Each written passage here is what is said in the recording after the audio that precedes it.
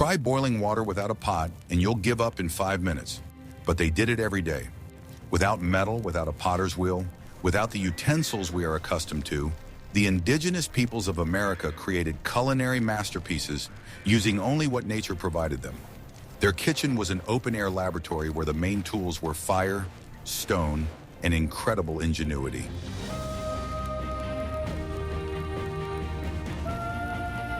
This is a story about how ingenious solutions, honed over millennia, made it possible to cook the most complex dishes in conditions that seem impossible to us. People turned bison stomachs into cauldrons and forest pits into modern ovens with a steamer function. Their methods were so effective that they not only fed their families, but also prepared food for long and harsh winters.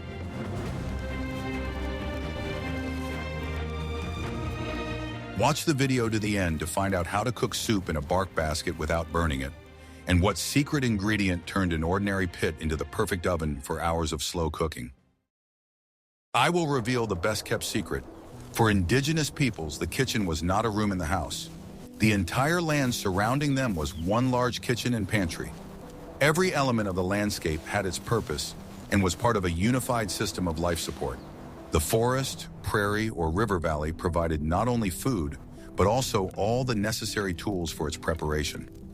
The right kind of stone could become a knife, a scraper, or a kettle. A flexible branch turned into a skewer, and sturdy bark into a spacious pot. This worldview required a deep knowledge of geology, botany, and physics. People knew exactly which stones would glow red hot but not crack in water, and which wood would burn long and hot without emitting harmful smoke. This knowledge was passed down from generation to generation as the greatest treasure. The choice of a place for a camp was often determined precisely by the availability of these kitchen resources. Proximity to a source of suitable clay, outcrops of the necessary rock types, or thickets of certain types of trees were no less important than the availability of game or water. Nature was their universal supermarket and tool store. They did not take more than they needed from nature and used every gift with maximum efficiency. Animal bones became tools, skins became clothing and dishes, and even the stomach contents of herbivorous animals could be used for food. It was a philosophy of zero waste, dictated by respect for the world. This approach shaped a completely different attitude towards food and its preparation. It was not just a mundane process, but a sacred ritual full of rituals and gratitude. Every successful meal was the result of harmonious cooperation between man and nature. The process of cooking began long before the fire was lit. It began with finding and gathering the right materials. It was slow, meditative work that required observation and patience. They saw a potential kettle in an ordinary river boulder and a future pot in a birch tree. The world around them was not a collection of random objects. It was a complete set of ready-made solutions for any task in life. Modern man, finding himself in the wild, sees only chaos. The indigenous people saw perfect order and abundance in the same place. This fundamental difference in perception is the key to understanding their ingenious cooking. I would be very interested to hear your point of view. Do you think modern humanity has lost this deep connection with nature and the ability to see it not only as a resource, but also as a partner? Write about it in the comments. What if I told you that you can boil water without any cookware that can withstand fire? The method of boiling with hot stones was one of the most common and ingenious solutions to this problem. It allowed liquid food to be cooked in any container that could hold water. The essence of the method was simple, but it required skill and the right materials. First, smooth, dense stones the size of a fist were heated red hot in a large fire. It was very important to choose the right types of rock, granite or basalt, which did not crack or explode from sudden temperature changes. While the stones were heating up, a container for cooking was prepared. This could be a vat hollowed out of wood, a dense basket made of roots, or even a pit in the ground lined with animal skin. The main condition was that the container had to be waterproof. When the stones reached the right temperature, they were removed from the fire with special wooden tongs. Then they were quickly cleaned of ash and lowered one by one into a container with water and food. The water around the stone instantly boiled, transferring heat to the entire volume of liquid. As the stones cooled, they were removed and replaced with new hot ones. This continuous cycle allowed the food to boil constantly and cook thoroughly. This method was used to cook soups, stews, and porridges, as well as to soften tough meat and roots. This method was incredibly effective and allowed for precise temperature control. By adding or removing stones, it was possible to regulate the intensity of the boiling. It was a kind of ancient analog of the modern kitchen stove. In addition, the minerals contained in the stones enriched the food, making it more nutritious. The ash that fell into the water along with the stones acted as a seasoning, giving the dish a unique smoky aroma. It was a form of cooking full of subtle nuances. Thus, without a single metal object, people solved the most complex culinary task. But what if I told you that it was possible to do without a water container, turning the earth itself into a giant steamer? In the next chapter, you will learn how the underground kitchen worked. What I am about to show you is banned in 12 countries. Just kidding, but this method really does seem like magic. The underground oven, or earthen baking pit, was one of the most sophisticated and unique culinary inventions. It allowed large quantities of food to be cooked, making even the toughest meat incredibly tender and juicy. It was not just a pit, but a complex engineering structure. First, a depression was dug in the ground, the size of which depended on the amount of food. The bottom and walls of the pit were carefully lined with large stones. Then a large hot fire was lit inside the stone bowl. It was kept burning for several hours until the stones were red hot. They gave off such intense heat that it was almost impossible to stand near them. When the stones reached their peak temperature, the coals and ashes were carefully removed from the pit. A thick layer of fresh, succulent vegetation, burdock leaves, wild onions, ferns, or even wet seaweed, was laid on the hot bottom. This layer served as protection from direct heat and a source of steam. Food was placed on this green cushion, whole pieces of meat, fish, tubers, and roots. Then the food was covered with another thick layer of succulent leaves. The result was a kind of airtight green cocoon. The entire structure was then covered with earth that had been previously removed from the pit. The layer of earth completely blocked the air and created a thermos effect. The heat from the hot stones and the steam from the moist greens remained inside. In such an underground oven, the food was not fried, but slowly simmered in its own juice in aromatic steam. The process could take from several hours to a whole day. It was an ancient analog of the modern technology of slow cooking. The earth oven is the quintessence of the culinary wisdom of indigenous peoples. It combined the principles of baking, steaming, and smoking. It was a real multi-cooker, gifted by nature itself. Are you ready for the shocking truth? For the nomadic peoples of the Great Plains, who constantly moved in pursuit of bison herds, it was impossible to carry heavy wooden or clay dishes with them. They found an ingenious solution by turning parts of the hunted animal into temporary but very effective kitchen utensils. One of the most amazing devices was a pot made from a fresh bison hide or stomach. After cutting up the carcass, a small hole was dug in the ground. This hole served as the frame for the future pot. The pit was carefully lined with the animal's skin, with the wool facing outwards. The edges of the skin were secured to the ground with wooden pegs. The result was a sturdy and completely waterproof container. Water was poured into this improvised cauldron, and pieces of meat, wild roots, and herbs were added. Then the familiar method of boiling with hot stones was used. Stone by stone, the contents of the cauldron began to bubble, turning into a rich soup. This method was the height of practicality.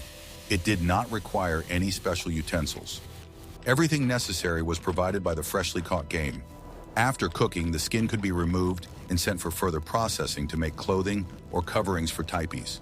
In addition, cooking food directly at the hunting site saved energy. There was no need to carry heavy pieces of meat back to camp. It was possible to cook, eat, and restore energy right in the field. Of course, such dishes were disposable, but for a nomadic lifestyle, it was the perfect solution. Nature provided a new picnic set every time. This technology demonstrates incredible adaptability and a lack of stereotypes in thinking. Who else could have thought of cooking soup in a pit lined with animal skin? But even that was not the limit of ingenuity. In the next chapter, you will learn how it was possible to cook in paper dishes. The peoples who lived in forest areas, such as the Iroquois, made masterful use of their region's main resource, Trees. One of the most remarkable materials was birch bark. It was used to make lightweight, durable, and most remarkably, waterproof dishes. The bark was removed from the tree in large strips at a certain time of year when it was most flexible. Then, from this single piece of bark, like a sheet of paper, they folded a box or basket of the desired shape. The corners were bent and sewn together with spruce or willow roots. The most important part was ensuring that the container was watertight. All seams and joints were carefully coated with boiling resin from coniferous trees. After hardening, the resin created a completely waterproof layer. The result was a container that was light as a feather, but strong enough to carry and store water. But the most incredible thing was that you could cook hot food in this birch bark container. Of course, you couldn't put it directly on the fire. It would burn instantly. The secret again lay in the method of heated stones. Water was poured into the birch bark container, food was placed inside, and then stones heated in a fire were lowered into it. The birch bark withstood the temperature of boiling water, as the water itself constantly cooled the walls, preventing them from catching fire. It seems like a miracle, but it obeys the simple laws of physics. The boiling point of water is 100 degrees Celsius, while the ignition temperature of wood is much higher. As long as there was water in the container, it prevented the walls from heating up to a critical point. In addition to birch bark, other materials were also used to make dishes. Craftsmen wove baskets from roots and grasses so tightly that they could hold water.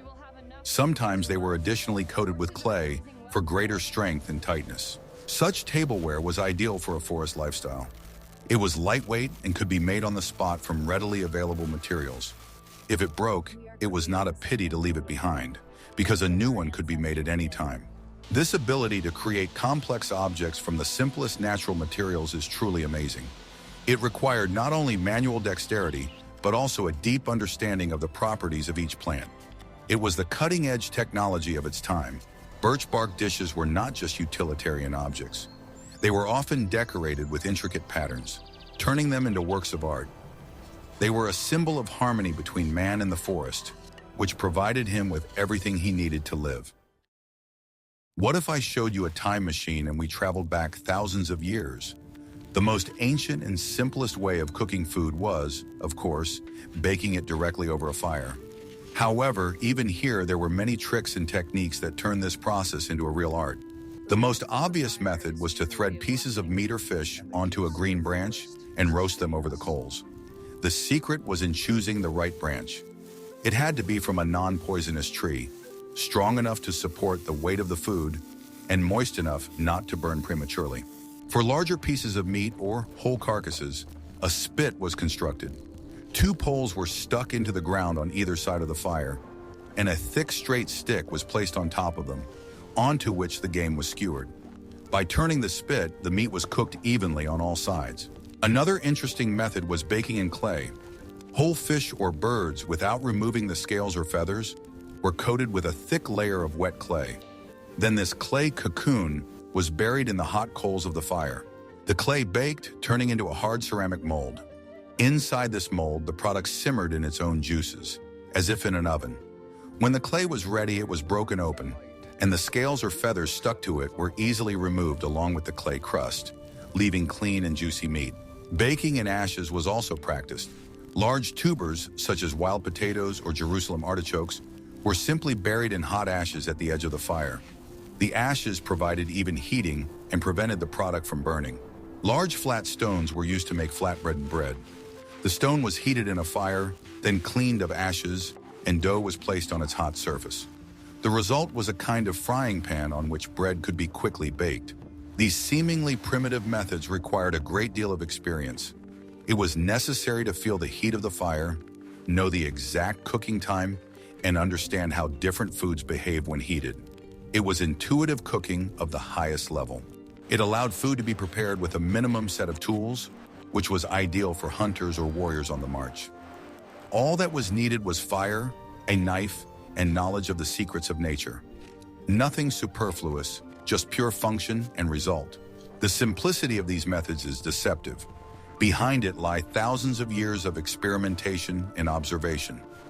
Every nuance, from the choice of firewood to the height of the spit above the coals, has been tested and refined to perfection. How much do you think the taste of meat cooked over an open fire differs from what we cook in modern kitchens? While you ponder this, in the next chapter, we will learn how to preserve the abundance of summer for the whole winter without a refrigerator. Providing yourself with food for a day is one thing, but preserving surplus meat, fish, and plants for the long winter months is a task of a completely different level of complexity. Indigenous peoples developed highly effective preservation methods that allowed them to survive the harshest times. The basis of these methods was drying. Bison or deer meat was cut into thin, long strips. These strips were hung on special wooden racks in the open sun and wind. In the dry climate of the Great Plains, the meat dried in a few days, turning into a hard, light, and very nutritious product. In this form, it could be stored for months without spoiling. It was the perfect supply for long journeys and in case of unsuccessful hunting. To make pemmican, an energy concentrate for nomads, the dried meat was ground into powder using stones. This powder was then mixed with melted animal fat and dried berries. The resulting mixture was tightly packed into leather bags, where it could be stored for years. In more humid regions, where simple drying in the sun was ineffective, smoking was used. Fish or meat was hung in special huts or simply over a slowly smoldering fire. The smoke not only dried the product, but also impregnated it with preservatives, repelling insects. Smoking also gave the food a unique aroma and taste. Different types of wood gave different flavors. It was a whole science that allowed people to diversify their diet. Plants were also actively harvested for future use. Berries, mushrooms, and edible herbs were dried in the sun or in the shade. Roots and tubers were often stored in special pits dug in dry soil below the frost line. Grain crops, such as corn, were carefully dried after harvesting. The grains were then stored in large woven baskets coated with clay, which protected the supplies from moisture and rodents. These were real granaries. These methods made it possible to create a reliable food supply. They ensured the survival of the community during periods of famine and gave confidence in the future. The ability to preserve food was valued no less than the ability to obtain it. All these preservation methods are based on simple physical principles, removing moisture and creating an environment unsuitable for bacterial growth. Indigenous peoples discovered these principles empirically thousands of years before the advent of modern science. Their knowledge was their main survival technology. Although many peoples managed without ceramic dishes, their appearance in some cultures was a real technological revolution. The ability to make clay pots that could be placed directly on the fire radically changed culinary possibilities. This ushered in the era of soups, porridges, and stews as we know them today. The manufacturing process was laborious and required great skill. First, it was necessary to find suitable clay, plastic, without unnecessary impurities. Then the clay was thoroughly kneaded, adding fillers for strength, sand, crushed shells, or shamat. The pots were molded by hand, without the use of a potter's wheel. The most common method was the coil method. The master rolled long sausages out of clay and laid them in a spiral on top of each other, forming the walls of the vessel. The walls were carefully smoothed inside and out with smooth stones or pieces of leather. The strength of the future pot depended on the uniformity of the wall thickness. It was painstaking work that required a steady hand and a keen eye. The finished vessels were dried in the shade for several days. Drying too quickly in the sun could cause cracks to appear. Only after they were completely dry were the pots ready for the most important stage, firing. Firing was carried out in open pits or simply in a large bonfire. The pots were surrounded by firewood on all sides and kept burning for several hours. The firing temperature was relatively low, but it was enough to turn the clay into strong, porous ceramics. These pots had a rounded or conical bottom. This shape was ideal for placing in a hearth between stones. It ensured even heating and stability. The advent of ceramics made it possible to cook food in new ways. Pots could be used to cook tough meat and beans for long periods of time, extract fat from bones, and prepare complex soups with many ingredients. This greatly diversified the diet. Clay pots were also used to store water and bulk foods. Their porous structure allowed water to evaporate slowly, keeping the contents cool. It was a kind of ancient refrigerator. Despite all its advantages, pottery also had disadvantages. It was heavy and fragile, which made it inconvenient for nomadic peoples. That is why many tribes, especially in the Great Plains, preferred lighter and more mobile containers made of leather and bark until the very end. In addition to boiling, hot stones were also used for another important culinary process: frying. A large flat stone heated in a fire became an excellent frying pan or griddle. This method was ideal for quickly cooking small portions of food. Not all stones were suitable for this purpose. A flat slate, sandstone, or other stone with a smooth surface was needed. It was placed in the fire or on coals and allowed to heat thoroughly. When the stone was hot, it was removed from the fire, cleaned of ash, and greased with animal fat.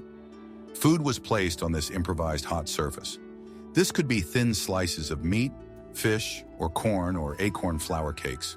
The food was quickly fried on both sides, covered with an appetizing crust. The stone retained heat for a long time, allowing several servings to be cooked in a row. This method did not require any utensils and was very economical. Such a stone frying pan provided pure heat. The food did not come into contact with open fire and was not saturated with smoke, retaining its natural taste.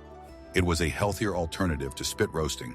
This method was especially popular among peoples living on the coast or near rivers. It was convenient to cook fish, shellfish, and other seafood on hot stones. It allowed the delicate texture of seafood to be preserved. Bread was also baked on stones. Dough was made from ground grains, nuts, or acorns, formed into thin cakes and baked on a hot surface. The result was nutritious and crispy bread, which was an important part of the diet. Even today, echoes of this technology can be found in some national cuisines around the world. Cooking on stones is still considered a delicacy. This proves that ancient methods can be not only effective, but also exquisite. Native American cooking techniques were not just a set of ways to obtain calories. They were an integral part of their culture, social life, and spiritual beliefs. Cooking and eating together were acts full of deep meaning. Many methods, such as using an earth oven or boiling stones in a large pot, required a collective effort. This brought the community together and strengthened social bonds. People worked together and then shared the fruits of their labor. Food was never taken for granted. It was considered a sacred gift from the Creator and nature. Each meal began and ended with words of gratitude to the spirits of the animals and plants that gave themselves as food to humans. There was a strict rule: share food with everyone. A hunter who brought back prey did not consider it his personal property. Meat was distributed throughout the camp, first and foremost to the elderly, widows, and orphans. This approach ensured that no one in the community went hungry. It was an effective social protection system based not on laws, but on moral principles. Generosity and hospitality were considered the highest virtues. Cooking was also a way of passing on knowledge. Older women taught young girls all the intricacies of the culinary arts. They passed on not only recipes, but also the stories, songs, and rituals associated with them. Thus, the cuisine of indigenous peoples was the heart of their culture. It was a place where practical survival skills, social norms, and deep spirituality intertwined. It was a philosophy of life expressed through food. By studying their culinary methods, we discover more than just forgotten recipes. We touch upon a holistic and harmonious worldview in which humans are not masters of nature, but only one of its many parts. And this, perhaps, is the main lesson of their amazing cuisine. We have seen that the absence of metal pots and pans was not an obstacle to the creation of a complex and diverse culinary culture. On the contrary, it stimulated incredible ingenuity. The indigenous peoples of America turned nature itself into their kitchen, using stones, earth, plants, and animal parts as universal tools. From boiling water in a pit lined with animal skin to slowly simmering meat in an underground oven, each method was perfectly adapted to the environment and way of life. It was both a science and an art, based on thousands of years of observation and a deep respect for the world. These technologies prove that human genius can find elegant solutions to any problem using only what is at hand. What other aspects of the daily life and crafts of the indigenous peoples of America would you like to see in future videos? Suggest your topics in the comments. And don't forget to subscribe to our channel so you don't miss out on new research into the wisdom of ancient cultures.